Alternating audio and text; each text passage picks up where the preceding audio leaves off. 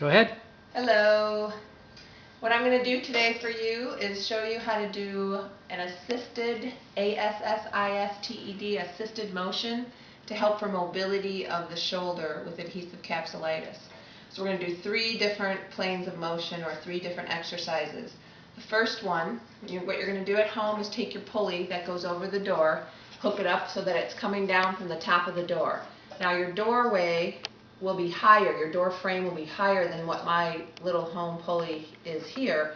So that's good because you can literally just stand facing it, and I'll show you what I mean by that. You're going to stand facing the pulley with your hand palm inward toward the midline of your body or thumb up toward the ceiling, and you're going to pull down next to your side. Now if it's this short, my arm doesn't go up high enough. We want to use as much motion as we can, whatever you have available in your shoulder, to get it up close to the end of the range of motion so that it assists it in getting there. So the weight is heavy enough, and if you want to angle the camera down to see, when I pull down on the weight, it's got to be heavy enough that it's a little work for me to pull down, but now it's enough that it will help me lift my arm up.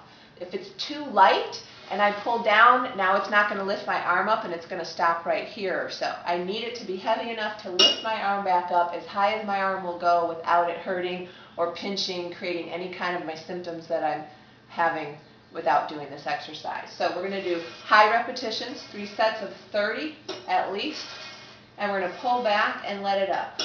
I pull down my triceps and my lats mainly. Some pecs working too, that doesn't matter. The idea is about motion in the shoulder. So I'm going to do this repeatedly 30 times. I'm letting the weight lift my arm back up, pulling down as far back as I feel comfortable to go behind my body, and then let it ride up. So I'm controlling the weight up, but I'm letting it clank. If you can hear the clank. So at home with the bag, the pulley with the weights in the bag, you need to get it to where the bag hits the ground or a chair or something so that it will land and clank so you're relaxed. So every time you let go there. So you don't want to keep the weight up like this, and I'm not working to gain muscle or anything like that. I'm working to let the shoulder move through a motion without pain. Okay? So we're going to get as far as we can in that motion at its end range. That's the key. That's one called assisted flexion. Now we're going to turn to the side for the next one. And again, if your doorway is high enough, you can just be standing. On this one, the position is important. I need you to come around and get it from the side. I do not want your arm directly in the midline of your body.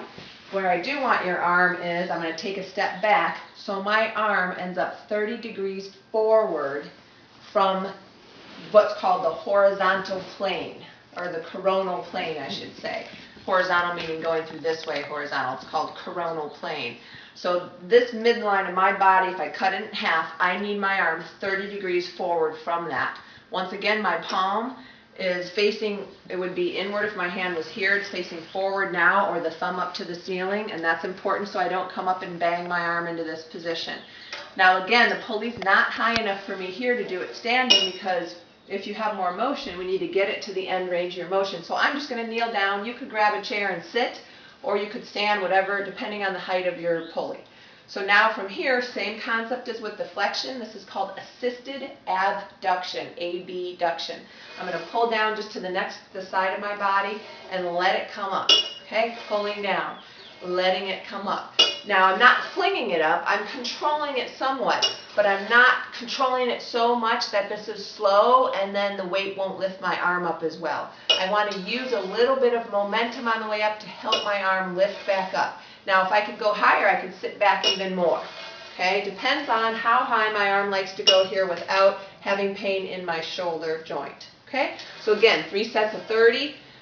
Repetition, repetition, repetition, repetition. Every single day. Should not hurt. It should always feel better as you're going through these exercises. Should never create pain. Okay, so this is your second exercise, assisted abduction. The next one we have to change the pulley height for. So if you notice both of those, the pulley was up high on top of the door. Now I'm going to move it down. Okay, and I'm going to come down to about my elbow level. Okay, and that's about right, maybe actually a little higher than my elbow. And now my elbow is going to be bent at a 90-degree angle, and I'm going to be doing this motion. Now, what's important with this is, and if you notice I have a wrist strap, I didn't mention this before. If you have only a handle, you can use a handle, but the idea is to not grip. If we grip, automatically the rotator cuff tightens up more. We don't want that. So I'm specifically using a strap that does not require my hand to grip. Okay? Now on this one, I could put a towel under my armpit, but I'm just going to let my arm be about 30 degrees away from the side of my body and a little bit forward. Okay, so again, I'm not back here and I'm not directly to the side, I'm a little bit forward. I don't have a towel with me, but you could roll up a towel and you could shove it under here so that it would kind of keep your arm naturally away from the side of your body. We don't want your arm in like this. Okay, so a rolled up towel would be perfect, like a hand towel. Okay, so now my elbow's going to stay at 90 degrees, my hand's going to be relaxed, and I'm going to pull in and out. Now the key with this is, there's a trick. Instead of resisting and pulling in because this might be too hard, I'm going to help it on the way in. So I'm going to pull in with my other hand, and I'm going to allow this to go backward on its own. I'm going to reach and pull in. Internal rotation into external rotation. Okay, so I'm pulling in, that's internal rotation, and I'm allowing the weight to go out into an externally rotated position. My internal rotators are always working, my pec and my subscapularis. Pulling in, okay, and out.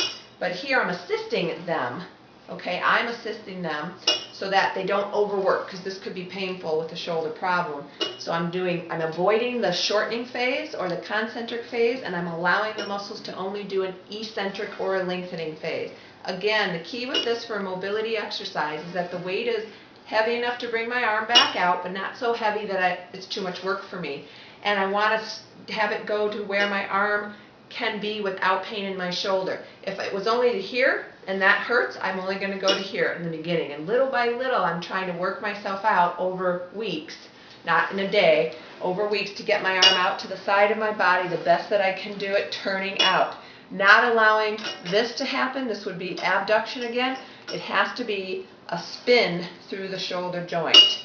Okay? Helping it come in, the muscles do their work on the lengthening phase. Pulling in with my other arm, allowing it to go out. Okay? There we go. Do you want it to clank still? Yes. Always let it clank. Okay?